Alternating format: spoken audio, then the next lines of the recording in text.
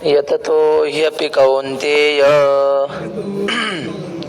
पुरुषस्य विपश्चितः इंद्रियाणि प्रमाथीनि हरन्ति प्रसभं मनः. श्लोकाचा अन्वय असा आहे, हे कौंतेय, कौंतेयला एक आकडा, विपश्चितः 2, 3 पुरुषस्य, 4 यततः, खालच्या ओळीत इंद्रियाणी 5, प्रमाथीनी माफ करा, इंद्रियाणी 5, मनः 6 आणि प्रमाथीनी 7. आता अन्वयाचा अर्थ.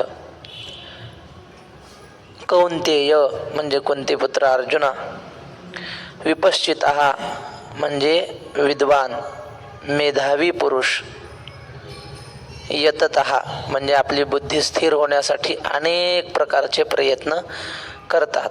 ही अपि तरी सुद्धा, इंद्रियाणी म्हणजे इंद्रिये, मनः म्हणजे मनाला, इंद्रियाणी म्हणजे इंद्रिये मनाला, प्रमाथीनी हरंती प्रसभम हरंती, हे इंद्रिय काय करतात, त्या मनाला हिरावून घेतात. इंद्रिय कशी आहेत, प्रमाथीनी, प्रमाथीनी म्हणजे क्षुब्ध करणारी, व्याकुळ करणारी अशी इंद्रिय आहेत. आणि प्रसभम म्हणजे बलात्काराने, बळजबरीने त्या मनाचं हरण करतात, असा श्लोकाचा अर्थ आहे. आता ज्ञानेश्वर महाराज काय म्हणतात ते पाहू. ए रवी तरी अर्जुना, हे आया नये साधना, जे राहटता ती जतना निरंतर. ए रवी तरी अर्जुना, अर्जुना खरं पाहिलं तर हे साधना आया नये म्हणजे किती प्रयत्न केले तरी हे इंद्रिय ताब्यात येणं अवघड आहे, किंवा ही जीभ ताब्यात येणं अवघड आहे. म्हणजे आपलं सामान्य माणसाचं सोडून द्या, जी माणसं राहटताती जतना निरंतर, रात्रंदिवस या इंद्रियांना ताब्यात घेण्याचा अभ्यास करतात, वागतात प्रयत्नाने, अनुभवाचे संरक्षण जतन करण्यासाठी जे निरंतर प्रयत्न करतात, त्यांना सुद्धा ही जीभ आवरत नाही, ही इंद्रिय आवरल्या जात नाहीत. किती मनाला आवरण्याचा प्रयत्न करा, मन पटकन विषयाकडे जात. ते आळंदीला स्वामी होते, आनंदाश्रम स्वामी, त्यांना एक जण म्हणलं, महाराज तुम्ही सांगता परमार्थ, परमार्थ म्हणजे काय? मनाच्या विरुद्ध वागणं म्हणजे परमार्थ, मनाच्या विरुद्ध वागणं म्हणजे परमार्थ, असं स्वामी म्हणायचे. मनाला आवडेल ते करायचं नाही म्हणजेच परमार्थ. मग तो म्हणला, महाराज मी असं करून पाहिलं, पण काय करावं, मी मनाला इंद्रियापासून आवरलं की मन पटकन पुन्हा विषयाकडे जातं. मग स्वामी म्हणले, पटकन गेलं की पुन्हा झटकन इकडं आणायचं, दुसरा काय त्याला इलाज नाही. पटकन गेलं की झटकन आणायचं. तर मनाचा स्वभावच आहे. चंचलम ही मनः कृष्ण प्रमाथी बलवदृढम, किंवा आपले नामदेव बाबा एक प्रमाण म्हणायचे, अनेक बुद्धीचे तरंग क्षणोक्षणा पालटती रंग, धरू जाता संग तव तो होतो बाधक. असं मन आहे ते. मग प्रयत्न करणाऱ्यांना सुद्धा ऐकत नाही. जया ते अभ्यासाची घरटी, यमनियमांची ताटी, जे मनाते सदा मुठी धरून आहाते. जया ते अभ्यासाची घरटी, अभ्यासाचं घरट करता. हे बघा, आता मी तुम्हाला सांगितलं, पटकन गेलं की झटकन आणायचं, पुन्हा पटकन गेले पुन्हा झटकन आणायचं, यालाच अभ्यास म्हणतात. एक गोष्ट पुन्हा पुन्हा करणं, तिलाच अभ्यास म्हणतात. मनाचा स्वभाव इंद्रियाकडे जाणं, त्याला पुन्हा तुकोबाराय म्हणतात, मोहरुनी चित्ता आणू हळूची वरी हिता. लहान लेकरू असलं ना, मग आई त्याला लाडी गोडी लावून शाळेत पाठवते. गुरुवार आला की त्याला म्हणते, अरे अजून 2 दिवस तर शाळा आहे, पुन्हा सुट्टीच. म्हणजे काय, पुन्हा रविवार, 2 दिवस तर शाळा आहे, पुन्हा सुट्टीच आहे की, असं म्हणून त्याला लाडी गोडी लावून शाळेत घालते, पाठवते. तसं या अभ्यासाने पुन्हा पुन्हा मनाला समजावून सांगून जे परमार्थाला लावतात, अशी अभ्यासाची घरटी म्हणजे पहारा त्या मनाच्या भोवती पहारा ठेवतात, मनाला बाहेर जाऊ देत नाही. तरी मना या बाहेरलीकडे या वयाची साविया सवे मोडे, हे हृदयाची या डोही बुडे तैसे की जे. मनाला बाहेर येऊ देत नाहीत, पहारा ठेवतात मनाच्या पुढे. यमनियमांची ताटी, झोपडीमध्ये मांजर कुत्र येऊ नये म्हणून ताटी लावतात की नाही झोपडीला, ताटवीच म्हणतात ना. काड्याचं असं बांधून केलेलं असतं, वाडग्यात असतं ते. मग ते यमनियमांची ताटी लावतात. यमनियम म्हणजे काय? यम नियम, आसन, प्राणायाम, प्रत्याहार, धारणा, ध्यान, समाधी. यमनियम म्हणजे काय? नियम लावायचे मनाला. आसन, मनाला वाटलं हिंडायला जावा, फिरायला जावा, नाही, बसून राहायचं तासभर. आसन जय. परमार्थाची पहिली पायरी काय? एका जागेवर बसण्याचा अभ्यास करणे, ही पहिली पायरी आहे. ज्याला एका जागेवर सलग 2 तास बसता येतं ना, तो परमार्थ करू शकतो. पण माणसाला बसायचं नाही, काय बाकी फिरायचं कितीही सांगा. म्हणून तर साधू संतांनी मग लावून दिले. मग फिरा वाटतं ना, मग इकडे तिकडे फिरण्यापेक्षा प्रदक्षिणा करा, देवाचे दर्शन करा. बसणं होत नाही माणसाला, मग ही साधना करा, तीर्थयात्रा करा. यमनियमांची ताटी, अशी यम नियम यांची ताटी लावतो. बरं, प्राणायाम, त्या यमनियमामध्ये प्राणायाम येतो. मन किती चंचल असलं ना, मन प्राणाच्या अधीन आहे. मन ताब्यात ठेवायचं असलं ना, आपला श्वासोश्वास ताब्यात घ्यायचा, मन ताब्यात येतं.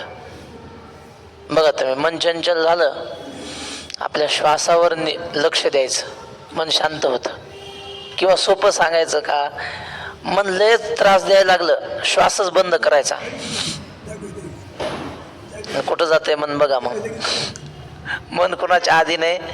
प्राणाच्या आधी नाही, श्वासोश्वासाच्या. किती मन चपळ आहे, किती प्रमाथी आहे. मन श्वास जर घेतलाच नाही तर मन कुठं जाईल? मन प्राणाच्या आधी नाही. म्हणून प्राणायाम योगी का करतात? त्या प्राणायामाने मनावर ताबा मिळवता येतो. म्हणून हे आसन, नियम, प्राणायाम, प्रत्याहार, धारणा, ध्यान, समाधी यांची ताटी लावतात. ही ताटी अडवते, विषयांना आत येऊ देत नाही झोपडीत, असे प्रयत्न करतात महात्मे. आणि जे मनात ते सदा मुठी धरून आहाती, मनाला असं मुठीत धरून राहते, जाऊच द्यायचं नाही बाहेर, असे प्रयत्न करतात मनाला आवरण्याचा, महात्मे करतात. पण असे जे महात्मे आहेत यमनियमांनी प्रयत्न करणारे, तेही की जती कासाविसी, पुढची व्हावी, या इंद्रियांची प्रौढी ऐसी जैसी मंत्रज्ञाते विवसी बोलवी का. आणि ते जर महात्मे सुद्धा कासावीस होतात महाराज, इंद्रियांना आवरता आवरता. काय सांगावं, तळमळ होते माणसाची.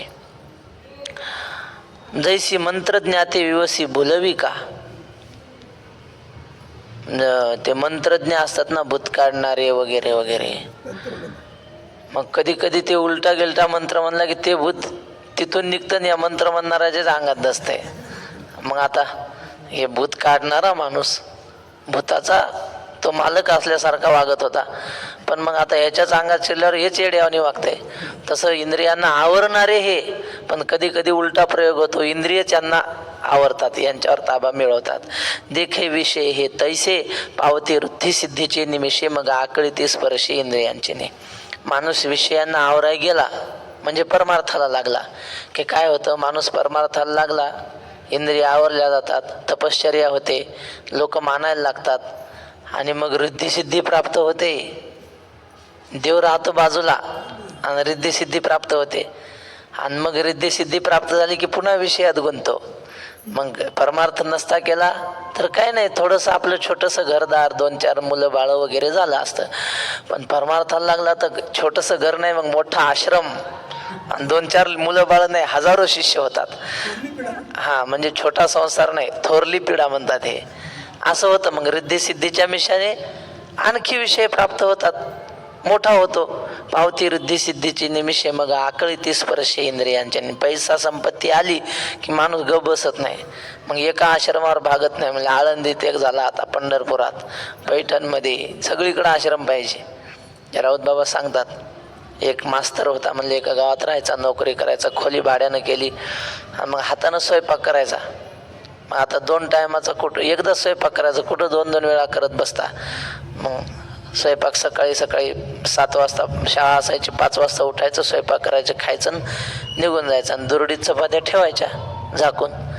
पण ते उंदरं काय करायचे, चपात्याच खाऊन घ्यायचे. काय करावं उंदरं ऐकणार. खूप उंदरं झाले. त्याच्या खोलीत एक काहीतरी हिरा होता, हिरा.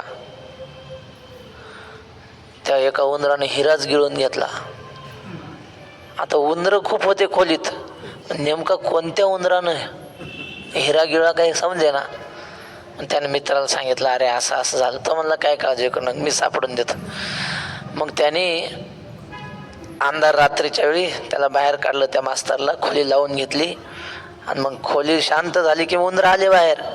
खोलीत सगळी उंदरच उंदरं, पण बाकी सगळे उंदरं ते चपाती गिपाती खाऊन शांत बसले त्याच्या. आणि एक होता तो असा उड्या मारायचा, टुनकून उडी मारायचा, पुन्हा खाली, पुन्हा टुनकून उड्या मारायचा. मग हा मित्र म्हणे, हे बा हा उड्या मारून राहिला की नाही, यानं हिरा खाल्ला म्हणे तो जातो मोती. कारण ज्याच्या पोटात पैसा हिरा आहे तो माणूस शांत नाही बसू शकत. तो उड्या मारते टुनकून, त्याला शांत बसताच येत नाही, पैसा ग बसू देत नाही ना. तसं आहे ते. रिद्धी सिद्धीच्या मिशाने संपत्ती आली की मग तो विषय गोळा केल्याशिवाय राहतच नाही. तो गाड्याच घेईन, तो आश्रमच बांधेन. त्याला म्हणलं महाराज ज्ञानेश्वरीचं चिंतन ते आपलं काम नाही म्हणतात. आपलं काम आश्रम बांधायचे. ओके, वक्ते बाबाला बांधता नसता आला का मठ एवढा, याच्यापेक्षा मोठा बांधला असता. पण हे कामं आपले नाहीत, आपण अभ्यास करावा. बोधे बाबांनी केवढाही मठ केला असता. पण ते म्हणतात, स्वामी होते ना आनंदाश्रम स्वामी, श्री गुरु डॉक्टर बाबांनी सांगितलं म्हणले, मी एकदा त्यांच्या हाताला धरून चाललो होतो म्हणले माऊलीच्या दर्शनाला. माऊलीच्या दर्शनाला आळंदीमध्ये म्हणजे इंद्रायणीच्या घाटावरून अशी चाललो होतं म्हणे. एक भिकारी मेलेला होता आणि ते जाता येता लोक त्याच्या अंगावर पैसे टाकू लागले. असे कुठं मेला होता तर शनी मारुतीचं मंदिर आहे का घाटावर, तिथं आपल्या कीर्तनाच्या तिथं घाटावर. आणि मग लोक पैसे टाकत होते, 1-2 रुपये 3 रुपये. स्वामींनी पाहिलं आणि स्वामी म्हणले, नारायण बुवा हे पहा म्हणले, आळंदीत राहायचं तर असं राहायचं. माऊलीने मेल्यावरही त्याची सोय केली म्हणे.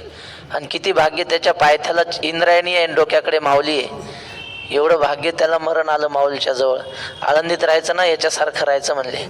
आणि विटावर विटा रचायच्या असल्या तर आळंदीत राहू नका म्हणले, जा तिकडं तुमची नोकरी करा. समजलं ना. रिद्धी सिद्धीच्या मिशानं संपत्ती गोळा केली की मग ती संपत्ती पुन्हा विषयात घालते.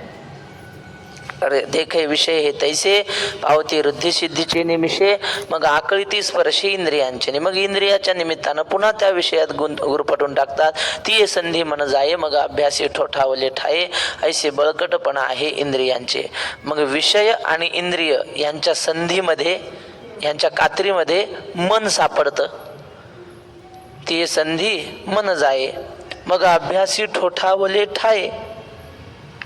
मग त्या मनाची अभ्यासाची शक्ती कमी होते. मन विषयामध्ये गुंतलं की मग अभ्यासाची शक्ती कमी होते. मोबाईल पाहायला लागला पोरगा की शाळेत मार्क कमी पडतात. दुसरं काय, अभ्यासी ठोठावले ठाये, अभ्यासाच्या नावाने बोंबाबोंब होते. मग तसं परमार्थामध्ये कमी पडते मनाची शक्ती. तुकोबाराय म्हणतात, देवाने एक मन दिलंय आणि ते मन एवढं शक्तिशाली आहे की त्याने काही करता येतं. पण मग माणूस ते मन संसाराकडे लावतो. मग एकच मन 2 कामाला चालत नाही. एक मन तुझ्या अवघ्या भांडवला वाटेता ते तुला येईल कैसे. सगळ्याच कामाला एक मन कस काय. मग तुकाराम महाराजांनी कसं सांगितलं, सुखे करावा संसार न संडावेद. खरा सिद्धांत असा आहे, खरं एकच चांगलं होत असतं. एक तर परमार्थ होईल, नाही तर संसार होईल. दोन्ही जर करायचं म्हणलं की मग एकही निदानी न घडे. त्या दोही पेवावरी ठेवू जाता हात, होय अपहात शरीराचा. असं तुकाराम महाराजचा अभंग आहे. आणि तेच तुकाराम महाराज म्हणतात, सुखाने संसार करावा आणि फक्त 2 वाऱ्या चुकवू नये, न संडावे 2 वार. आता एक कशी संगती लावायची सांगा तुम्ही. रंगनाथ गुरुजींचा एक शिष्य होता, त्याचं लग्न झालं आणि लग्न झाल्यावर त्या काळात नेमके सिनेमाच्या टॉकीज निघाल्या होत्या म्हणतात. मग तेव्हा अशी पद्धत पडली होती की लग्न झालं की दोघांनी मिळून सिनेमाला जायचं. दोघांनी म्हणजे गुरु शिष्य नाही, पती पत्नीने. मग तो आला, गुरुजीच्या पाया पडला, म्हणला गुरुजी सिनेमाला जाऊ का.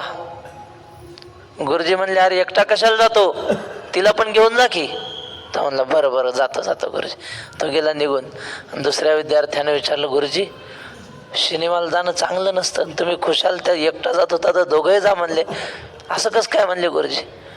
गुरुजी म्हणले, अरे त्याला जायचंच होतं, मी जाऊ नको म्हणलं असतं तरी तो गेला असता म्हणे, त्यानं उगं मला विचारायचं निमित्त केलं. तसं तुकाराम महाराज म्हणतात, आम्ही संसार करू नका असं म्हणलं तरी तुम्ही सोडणार नाही आम्हाला माहिती, त्यापेक्षा सुखे करावा संसार, सुखाने करा, फक्त काय करा, 2 वाऱ्या चुकवू नका. मग आता हे कशी संगती कशी लावायची? एकच होतं चांगलं, संसार तरी होई नाही तर परमार्थ. त्याचं कारण असं आहे, वैकुंठवासी शंकर महाराज खंदारकरांनी लिहिलेलं सांगतो. ते म्हटले, एकाला गौणत्व द्यावं लागतं, म्हणजे झालं तेवढं प्रारब्धावर संसार सोडायचा आणि मुख्य परमार्थ ठेवायचा. मुख्य धंदा परमार्थ आणि साईड बिझनेस संसार. समजलं ना? साईड बिझनेस वेळ पडला तर म्हणजे ओव्हर टाईम, मुख्य वेळ द्यायचा परमार्थाला आणि उरला सुरला मग संसाराकडे. असं केलं की मग खरं सिद्धीला जातं. म्हणजे हा पार्ट टाइम जॉब, हा पार्ट टाइम जॉब, माझं चुकलं, हा पार्ट टाइम जॉब करायचा संसाराचा, वेळ निमित्त मिळालं की संसार, पण मुख्य परमार्थाकडे लक्ष द्यावं असं होतं. तसं ते मन जर संसारामध्ये विषयात रमलं की त्याची अभ्यासाची परमार्थाची शक्ती कमी पडते. ऐसे बळकटपणा आहे इंद्रियांचे.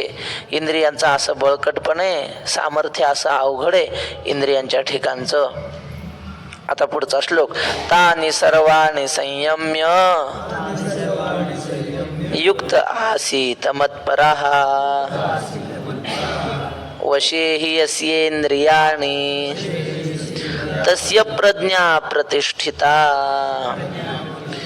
आता अन्वय, तानी 1, मत्परः 2, आसीत 3, खालच्या ओळीमध्ये यस्येन्द्रियाणि 4, वशे 5, तस्य 6.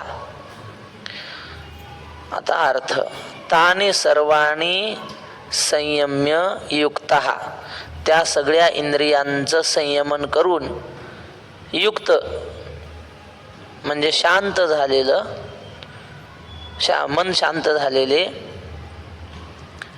आसीत, युक्त मत्परः आसीत, त्या इंद्रियांचं संयमन करून शांत झालेलं मन, आणि मत्परः म्हणजे माझ्या ठिकाणी परमात्म्याच्या ठिकाणी एकरूप झालेले असतात ते महात्म्य. आता खाली, यस्य इंद्रियाणी म्हणजे ज्यांची इंद्रिये वशेही म्हणजे वशीभूत झालेले आहेत, तस्य प्रज्ञा प्रतिष्ठिता, त्यांची प्रज्ञा म्हणजे बुद्धी परमात्म स्वरूपाशी एकरूप झाली असं समजावं. आता ओवी, म्हणून ऐके पार्था या ते निर्दळी जो सर्वथा सर्व विषयी आस्था सांडोनिया.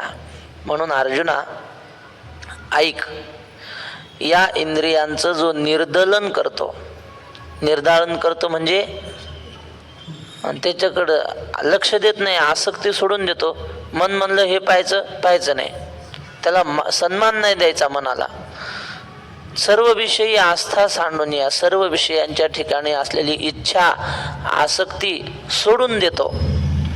निर्दळी या शब्दाचा अर्थ संहरी, मनाला मारतो, मारल्याशिवाय जमत नाही.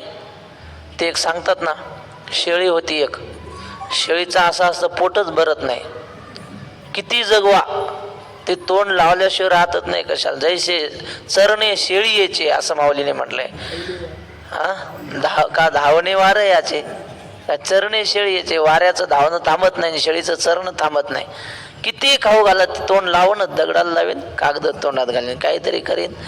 अशी शेळी, एका राजानं सांगितलं, या शेळीला जो पोट भरून चाराचा खाऊ घालीन, म्हणजे तिनं आता कशाला तोंड लावलं नाही पाहिजे, असं जो करीन त्याला बक्षीस. किती होतं हो काका बक्षीस? मला माहित नाही बाबा, बक्षीस होतं एवढं खरं. काय सांगायचं आपल्याला, काय द्यायचं का घ्यायचं? 1,00,000 रुपये बक्षीस, बस काम झालं. मग 1,00,000 रुपये बक्षीस ठेवलं. शेळी जगून आणलं पाहिजे, शेळीनं काही तोंडाला नाही लावलं पाहिजे, अशी शेळी जगून आणायची.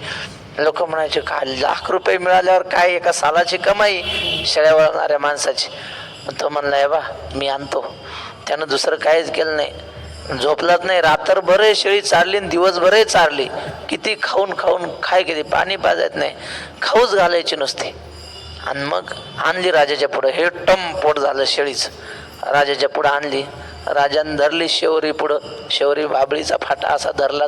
शेळीनं लावलं ना तोंड. ऐ चल नापास, चला नापास. लोकांनी लय प्रयत्न केले, काही जमेना. एक हुशार होता, तर म्हणला मी आणतो चारून. त्याने नेली. मला 2 दिवस मुदत द्या म्हणे. हो दे.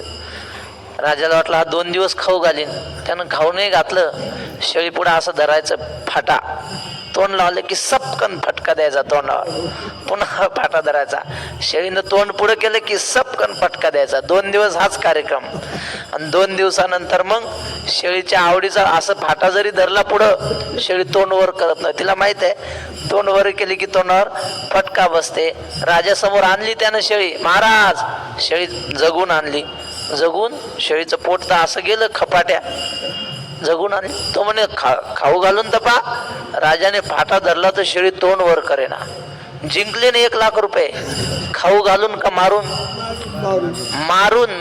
तसंच लिहिलं माऊली. या ते निर्दळी जो सर्वथा. मनाला मारावंच लागतं, त्याशिवाय परमार्थ नाही घडत. या ते निर्दळी जो सर्वथा. आणि सर्व विषयी आस्था सांडोनिया. सर्व विषयाविषयीची मनातली आस्था म्हणजे इच्छा सोडून देतो. तोची तू जाण योग निष्ठेसी कारण, जयाचे विषय सुखे अंतःकरण जकवेना. अर्जुना, ज्याचं विषय सुखाने अंतःकरण फसवलं जात नाही, तोच कसा आहे योग निष्ठेला कारण आहे असं तू जाण. असा एक अर्थ. तू जाण म्हणजे तू असं समज की ज्याची इंद्रिय ज्याच्या ताब्यात आहेत, ज्याचं मन विषयामध्ये फसत नाही, तोच योगी आहे असं तू जाण. असा एक अर्थ. आणि सहज एक दुसरा अर्थ काय की अर्जुना, ज्याचं विषय सुखाने अंतःकरण फसवलं जात नाही असा तो तूच आहेस. आहे की नाही अर्जुन? इथे स्वर्गात गेला होता, ते आपलं उर्वशी, तिनं इच्छा व्यक्त केली विवाह करण्याच्या. तो म्हणला नाही वा, तुम्ही आमच्या आई साहेब आहेत म्हणे. तिनं शाप दिला. म्हणली शाप देईन तुला. ते म्हणजे शाप घेतो. हा, तिनं शाप दिला बृहन्नला. काय झालं तो? 1 वर्ष नपुसक होऊन पडशील. तो म्हणला मला शाप मान्य आहे, पण मी पाप नाही करणार. मग हे बघा असं तोची तू जाण.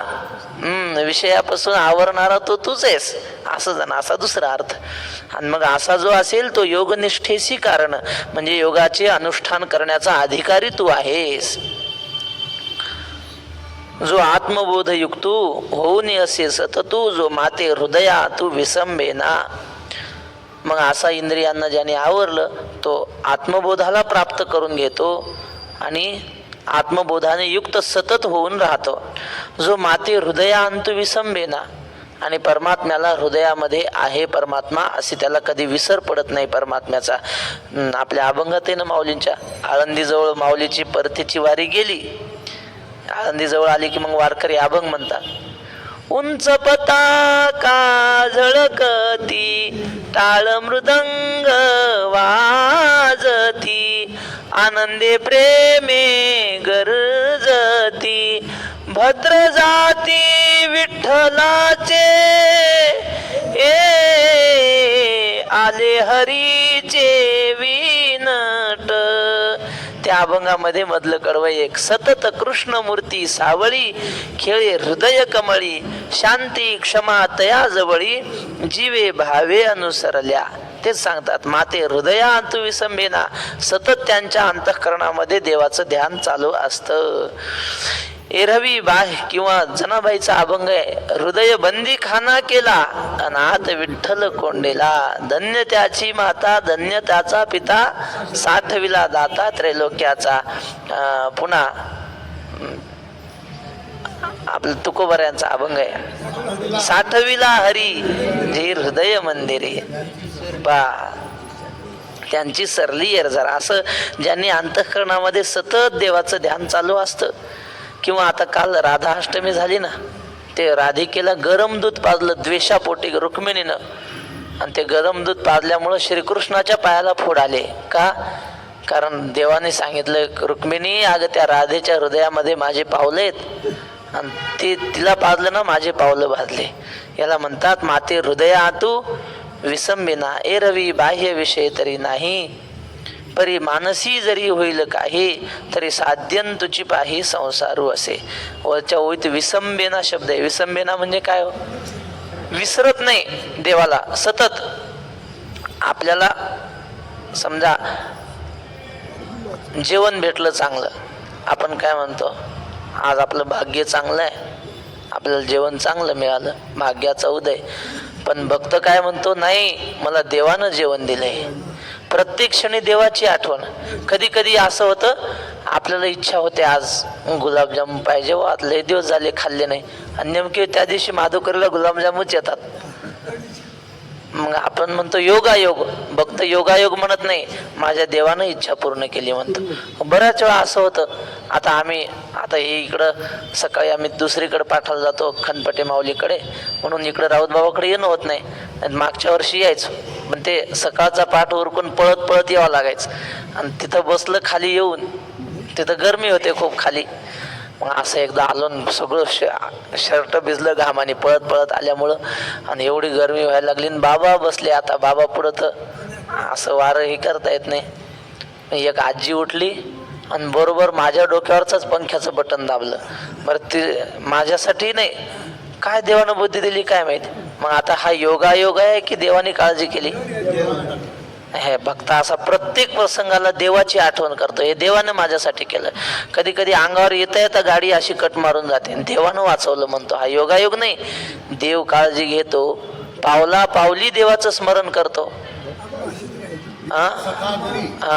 जग अवघे कृपा करी, देव उभा मागे पुढे ओगवी कोडे संकट. किंवा पावला पावला असं एक आहे बघा तुकोबऱ्याच प्रमाणे, वेळोवेळा पारायण नारायण हे कर. त्याच्या आधीच काय, मार्गी चालता पाऊला पाऊली चिंतावी माऊली पांडुरंग. प्रत्येक पावलाला देवाला विसरत नाही. आणि तुकोबऱ्याने देवाकडे मागणी हीच केली ना, देवा बाकी काही दे की नको देऊ, पण तुझा विसर न व्हावा. याची दान देगा देवा, तुझा विसर न व्हावा. विसरला देव विसरला की मग काय होतं, विसरली तया थोर झाली हानी, पचतील खाणे 84च्या. देवाला विसरत नाही. माणसं विसरबोळे असतात. माणसं कसे असतात विसरबोळे, पण मग ओव्या रातीन मागन दृष्टांत चालतात. मग जाऊ द्या. हे रवी बाह्य विषय तरी नाही, परी मानसी होईल जरी काही, तरी साध्यन तुझी पाही संसारू असे. आता ही ओवी भारी आहे. भारी म्हणजे कशी, मुक्ताबाईनं सांगितलं ज्ञानोबारायांना ताटीच्या अभंगात, घर बांधिले डोंगरी विषया हिंडे दारोदारी. म्हणजे संसार सगळा सोडला, ऐसा नसावा संन्यासी, परमार्थाचा जो का द्वेषी. घर डोंगरात बांधलं, लेकरं नाही, बाळ नाही, काही नाही, बाहेरून सोडलं, पण अंदरून इच्छा आहे ना, संसार करायची इच्छा आहे. मग काय अर्थ आहे त्या घर सोडण्याला? अशी ओवी अशा अर्थाची. एरवी बाह्य विषय तरी नाही, म्हणजे बाहेरचा काही विषय नाही, विषय भोगाचा कुठलीच सोय उपलब्ध नाही. परी मानसी होईल जरी काही, पण मनामध्ये जर विषयाची इच्छा असेल, मग तरी साध्यन तुझी पाही संसारू असे. मग त्याला मनातून इच्छा आहे ना संसाराची, मग तो संसारीच आहे. बाहेरून भगवे वस्त्र घातले असले तरी काय हरकत नाही. वरी भगवा झाला नामे, अंतरी वश केला कामे. वरी भगवा झाला नामे, अंतरी वश केला कामे. त्याला म्हणून ये साधू जगी विटंबना बाद. वरून घातले कपडे, पण अंतरी वश केला कामे, तेच तर या ओवीत. अंतराकरणामध्ये मानसी होईल जरी काही, तरी साध्यन तुझी पाही संसारू असे. बाबा एक गोष्ट सांगायचे म्हणले, एक साधू होता. साधू म्हणजे उग बाहेर से तो खूप बने, बाहेरून साधू, अंदरून असं पैसा मिळवण्याची इच्छा. त्याला वाटलं हा धंदा चांगला आहे, काही म्हणजे काही भांडवल लागत नाही पैसे कमवायला. याला कपडे घातले टकाटक राहत, आणि मग जमवता येतात पैसे. मग त्याने काय केलं, एक आश्रम बांधला लांब, 10 किलोमीटर तिकडं बाहेर, लय भारी, सगळ्या तिथं सुविधा, एसीच्या रूम आणि सगळं. आणि एक झोपडी बांधली इकडे जंगलात, तिथे काहीच नाही. पण मग महाराज दिवसभर या झोपडीत राहायचे. तिथं काही नाही, फक्त एक मडकं चहा करायला, 3 दगड आणि झोपडी, बस एवढंच. मग लोकांमध्ये सांगायचं, बघा महाराज किती वैराग्यवान, नुसत्या झोपडीत राहतात, लंगोटीवर राहतात. मग एक राजा आला महाराजांना भेटायला, वैराग्यवान आहेत म्हणून. मग महाराजांनी सांगितलं शिष्याला, जा रे महाराजांना चहा करून घेऊन ये म्हणे राजाला. तो म्हणे, गुरुजी पण चहा करायला साखर नाही म्हणे आपल्या. अरे जा तुळशीचे पानं उकळून आण म्हणले. गेला तो, तुळशीचे पानं उकळून आणले मडक्यात, असं ठेवलं महाराजाच्या समोर. महाराजांनी झोळीत हात घातला, असं भस्म काढलं, एवढं चिमूटभर टाकलं असं त्याच्यात, घ्या म्हणे राजे. राजाने घेतलं, ते गोड लागलं महाराज राजाला. तो म्हणला, वाह काय महाराज वैराग्यवान आहेत, नुसती भस्म टाकलं एवढं तर चहा गोड झाला, काढा हा तुळशीचा. म्हणजे महाराज रिद्धिसिद्धी प्राप्त आहेत, पण पहा महाराज किती वैराग्यवान आहेत, झोपडीत राहतात नुसत्या. मग राजाला दया आली, एवढे आणल्या होत्या मोहरा, ते दिलं महाराज, हे राहू द्या तुम्हाला. राजा गेला निघून. शिष्य म्हणला, महाराज हे झोळीतून भस्म टाकलं आणि चहा गोड कस काय झाला हो? गुरुजी म्हणले, गाढवा ते भस्म नव्हतं, पिठ्ठी साखर होती म्हणले झोपडीत. आणि असं काऊन केलं? हे असं केल्याशिवाय असं मिळत नाही म्हणले. लोकांकडून उपडायचं असेल तर असे काहीतरी चमत्कार दाखवावं लागतात लोकाला. झालं. मग आता हे झोपडीत राहून काय उपयोग आहे का? वैराग्य दाखवायचं. वरी भगवा झाला नामे. नाथ महाराज म्हणतात, ब्रह्मज्ञाने विन संन्यासी, नटाचे ऐसे मुंडन त्यासी, सोकले मिष्टान्न भिक्षेशी येरू गेरूशी नाशिले. काय केलं नाही, नुसता गेरू संपवला, दुसरं काय केलं? जाऊ असो. माऊली म्हणतात, येरवी बाह्यविषय तरी नाही, परी मानसी होईल जरी काही, तरी साध्यन तुझी पायी संसारू असे. जैसा का विषाचा लेशू, घेतलिया होय बहुवसू. साध्यंतुची म्हणजे काय? मग आरंभापासून शेवटपर्यंत संसारातच आहे असं समजायचं. जैसा का विषाचा लेशू, घेतलिया होय बहुवसू. मग निभ्रांत करी नाशू जीवितासी. विषाचा थेंब जरी घेतला ना माणूस मरतो. साप एवढा चावला काय आणि एवढं पिल्लू चावलं काय, माणूस मरतो. माणसाला मराय किती विषय लागते? विष लागतं थोडंच. विषाचा लेश, लेश म्हणजे अगदी स्वल्प भाग, थोडा भाग. घेतलिया होय बहु असू, पण थोडं जरी असलं तर त्याचा परिणाम मोठा होतो. बर. मग निभ्रांत करी नाशू जीवितासी. मग थोडं विष पोटात गेलं की सगळ्या जीवाचा नाश करतं ते. निभ्रांत म्हणजे निसंशय नक्की तो माणूस मरणार, थोडं जरी पोटात गेलं तरी. तैसी विषयाची शंका मनी वसती देखा, घातू करी अशेखा विवेक जाता. तसं थोडं जरी विषय भोगण्याची इच्छा मनात राहिली तर मग काय होईल? घातू करी अशेखा विवेक जाता. सगळ्या ज्ञानाचा नाश करते ते, थोडी जरी इच्छा असली तरी. पुढे आता याच्या श्लोकावर येणारच आहे, थोडं पाहू. ध्यायतो विषयान पुंसस, संगस्तेषु उपजायते, संगात संजायते कामः, कामात् क्रोधो विजायते, क्रोधात् भवति सम्मोहः, सम्मोहात् स्मृतिविभ्रमः, स्मृतिभ्रंशात् बुद्धिनाशो, बुद्धिनाशात् प्रणश्यति. हे आता हे 2 श्लोक एकत्रच आहेत. युग्म आहे, युग्म. युग्म म्हणजे जोड. या श्लोकाचे अर्थ एकमेकात गुरफटलेले असतात म्हणून. ध्यायतः एक गोप अलंकार असतो बघा, मराठी भाषेमध्ये गोप अलंकार आहे. गोप म्हणजे काय? पहिल्या चरणातला शेवटचा शब्द तोच दुसऱ्या चरणातला पहिला शब्द घ्यायचा. म्हणजे नाथ महाराजांचा हरिपाठ कसा आहे? हरीची या दासा हरिदाय दिशा, भावे तैसा तैसा हरी एक. पुढं हरिमुखी गाता. म्हणजे पहिल्या चरणात शेवटी हरी शब्द आला की नाही, भावे जैसा तैसा हरी एक. हरिमुखी गाता हरपली चिंता, त्यांनाही मागुता जन्म घेणे लागे. पहिल्या चरणातला शेवटचा 1-2 शब्द घ्यायचा आणि पुढच्या चरणाला सुरुवात करायची.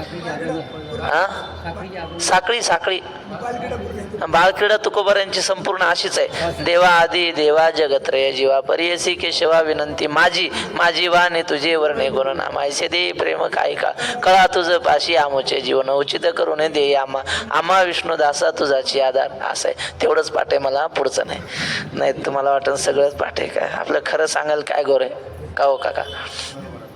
मग ध्यायतो विषयान पुंसहा संगस्तेश उपजायते. विषयाचं ध्यान मनामध्ये चालू राहिलं, ध्यायतः विषयान पुंसहा म्हणजे माणूस विषयांचं ध्यान करू लागला की संगहा तेषु उपजायते, त्या विषयाची संगत घडते. ह्याच्यात अन्वय सरळच आहे, अन्वय सांगायचं काही कामच नाही. संघ त्या माणसाला नुसतं ध्यान जरी केलं तर विषयाचा संघ केल्यासारखंच होतं. आणि मग संघ केला की संघात संजायते कामा, विषयाची संगती केली की मग इच्छा निर्माण होते.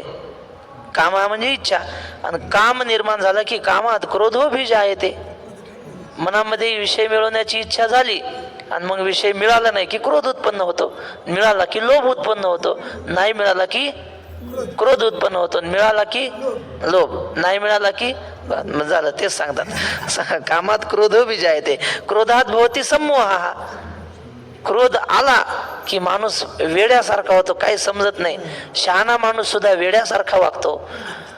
चांगला घडलेली घटना सांगतो, नाव नाही घेणार. खूप पाठांतर होतं, मोठे कीर्तनकार, आणि त्यांना गादीवरून काढलं, दुसऱ्याच माणसाला बसवलं संस्थांवर. मग या पहिल्या माणसानं काय केलं, दगड घेतला एवढा आणि झोपेत त्याच्या डोक्यात हाणलं. इथलं पंढरपुरातलं सांगतो. 2 वर्ष झाले त्या गोष्टीला. आणि तो काय वेडा माणूस होता का? दगडानं ठेचून मारला, आणि ज्याला मारलं तोही साधू, आणि ज्यानं मारलं तोही मोठा कीर्तनकार. गेला आता तुरुंगात चढून राहिला. तेव्हा बाबापाशी होतो मी. बाबा म्हणले, आज बाहेर निघू नको, पोलिस तुला धरून नेतील. मला सांगायचं काय, राग आला ना शहाणा माणूस सुद्धा संमोहित होतो. हे बघा इथं लिहिलंय, क्रोधात भवती सम्मोहा, आणि सम्मोहात स्मृती विभ्रमहा.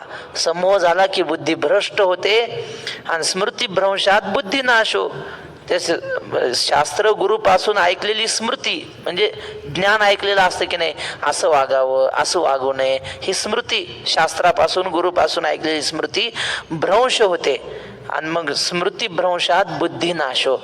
ते ज्ञान नष्ट झालं की बुद्धी नष्ट होते, आणि एकदा बुद्धी नष्ट झाले की प्रणश्यती, माणूस मेला जातो, मरतो. जरी हृदयी विषय आता इथं क्रोधाचं लिहिलं की नाही, क्रोधाने हे सगळं सुरू होतं पुढं. म्हणजे क्रोधात भवते समूहात स्मृती विभ्रमा. आम्ही पिंपळनेरला निळोबाऱ्यांचे तिथे एक दिनकर महाराज अंचवले यांचं कीर्तन होतं. नगर जिल्ह्यातले आहेत, वयस्कर आहेत. त्यांनी क्रोधाचा पाडा म्हणला होता कीर्तनात. म्हणजे आपल्याला बेचा पाडा माहिती आहे की नाही, बे एक बे, बे दोन्ही 4, बे त्रिक 6, बे चौक 8, बे पंच 10, बे सकम 12, बे साती 14, बे 8 16, 92 18, बे 10 20. हा झाला 2चा. पण क्रोधाचा पाडा असतो, त्यांनी म्हणला होता, ते सांगतो तुम्हाला. ते म्हणले, क्रोध एक क्रोध दोन्ही गाली समजली, शिव्या. क्रोध त्रिक भांडण लागते, मग बोलाबोली होते ना, बाचाबाची. आणि क्रोध चोक थापड, आणि क्रोधा पंच मारामारी. मग यानं मारली की तो ग बसते का, तोय मारते. क्रोध सखी बंदूक, मग शेवटी बंदुकीवर येते. क्रोध साथी खून, मग कोणाला ते दोघांपैकी एक मारून टाकतात. क्रोधाधी मुकदमा म्हणजे कोर्टात केस जाते. मग आणि क्रोध न फाशी, आणि क्रोधदायी बरबादी. संपला. हा क्रोधाचा पाड आहे, आणि तेच सांगितलं नाही या श्लोकात, दुसरं काय. आता श्लोकाच्या ओळ्या पाहिजेत त्या उद्या पाहू. पुंडलिक वरदारी विठ्ठल.